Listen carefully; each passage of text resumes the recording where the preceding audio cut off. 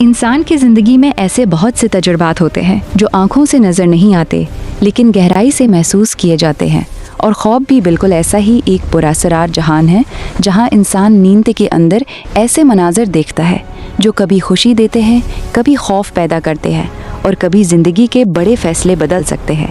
لیکن سوال یہ ہے، کیا خواب صرف ذہن کا خیال ہوتے ہیں یا ان کے پیچھے واقعی کوئی پیغام چھپا ہوتا ہے؟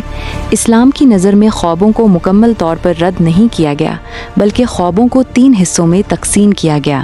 ایک اچھا خواب جو اللہ کی طرف سے خوشخبری ہو سکتا ہے، برا خواب جو شیطان کی طرف سے ڈرانے کا ذریعہ ہو سکتا ہے، اور تیسری قسم انسان کی روزمرہ سوچوں کا عکس ہے۔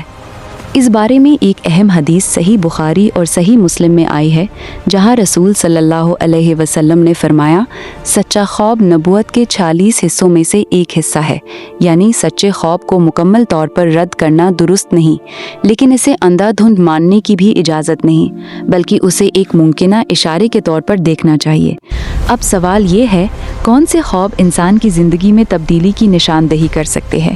آج ہم ایسے 5 خوابوں پر گفتگو کریں گے جنہیں بہت سے علماء کی تشریحات میں برکت، رزق میں اضافہ اور زندگی کی بہتری سے متعلق سمجھا جاتا ہے، لیکن یاد رکھنا چاہیے خواب کی حتمی تعبیر صرف اللہ تعالیٰ ہی جانتے ہیں۔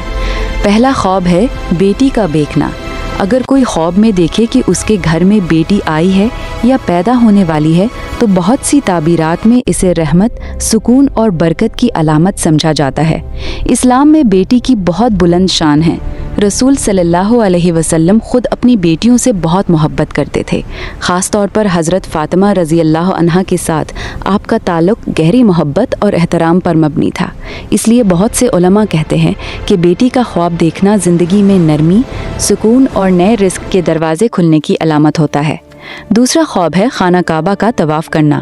اگر کوئی خواب میں دیکھے کہ وہ خانہ کعبہ کے گرد چکر لگا رہا ہے اور لبیک اللہم لبیک کہہ رہا ہے تو اسے ایک بہت طاقتور اشارہ سمجھا جاتا ہے، کیونکہ کعبہ دنیا کا مرکز اور اللہ کا گھر ہے۔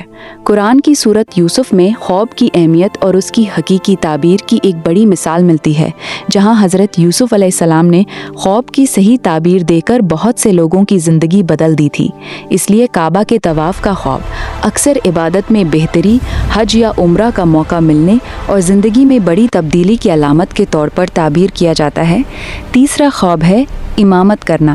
اگر کوئی خواب میں دیکھے کہ وہ نماز کا امام بنا ہے اور لوگ اس کے پیچھے کھڑے ہو کر نماز ادا کر رہے ہیں تو اسے قیادت، ذمہ داری اور عزت کی علامت سمجھا جاتا ہے، یعنی مستقبل میں وہ شخص خاندان، معاشرے یا کام کی جگہ میں قیادت کی پوزیشن پر جا سکتا ہے، لیکن اس کے ساتھ ذمہ داری کا بوجھ بھی آتا ہے، کیونکہ اسلام میں قیادت صرف عزت نہیں بلکہ جواب دہی بھی ہے۔ چوتھا خواب ہے قرآن کی تلاوت کرنا۔ اگر کوئی خواب میں دیکھے کہ وہ قرآن پڑھ رہا ہے تو یہ ایک بہت بابرکت اشارہ ہے، کیونکہ قرآن اللہ کا براہ راست کلام ہے جو انسان کی زندگی کو اندھیرے سے روشنی کی طرف لے جاتا ہے۔ یہ خواب اکثر دل کی پاکیزگی، گناہوں سے توبہ اور اللہ کی طرف توجہ بڑھنے کی علامت دیتا ہے۔ پانچواں خواب ہے والدین کو خوش حالت میں دیکھنا۔ اگر کوئی خواب میں دیکھے کہ اس کے والدین خوش ہیں، مسکراتے ہوئے بات کر رہے ہیں، تو بہت سے علماء کے مطابق یہ خاندانی سکون، ذہنی اطمینان اور اللہ کی رضا کی علامت ہو سکتی ہے، کیونکہ اسلام میں والدین کی رضا بہت اہم ہے۔ قرآن میں اللہ تعالیٰ نے بار بار والدین کے ساتھ حسن سلوک کا حکم دیا ہے، لیکن ایک اہم بات یہ ہے کہ یہ تمام تعبیرات حتمی نہیں، کیونکہ خواب کا حقیقی مطلب صرف اللہ ہی جانتے ہیں۔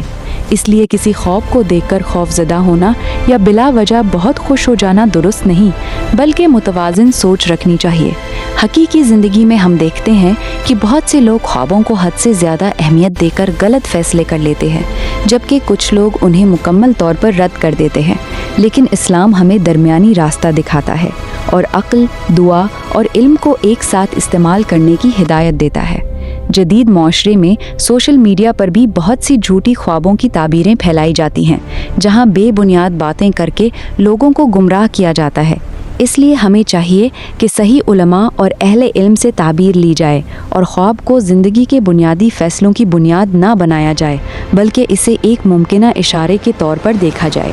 آخرکار اصل تبدیلی انسان کے اعمال، نیت, दुआ और अल्लाह पर भरोसे के जरिए आती है। इसलिए अगर आप कभी इस तरह का ख्वाब देखें तो खौफ ज़दा होने के बजाय अल्लाह से दुआ करें, अपनी ज़िंदगी को मज़ीद बेहतर बनाने की कोशिश करें और सही रास्ते पर चलने का फ़ैसला करें। अब सवाल ये है, क्या आपने कभी ऐसा कोई ख्वाब देखा है जिसने आपको लंबे वक्त तक सोचने पर मजबूर किया हो या ज़िंदगी में किसी तब्दीली का एहसास दिया हो? अपना तजुर्बा हमारे साथ कमेंट में शेयर करें।